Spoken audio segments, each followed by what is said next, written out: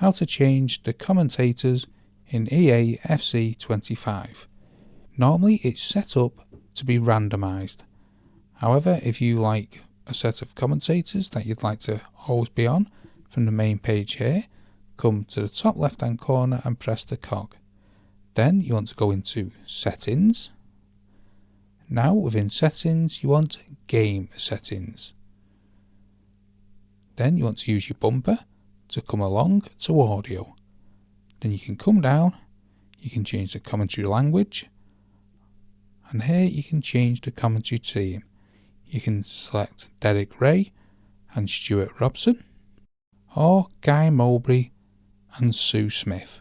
But Sue Smith and Guy Mowbray are only available where available, like last year. Or you can have it set how it comes and have it randomised. However, that's how to change the commentary team in FC 25.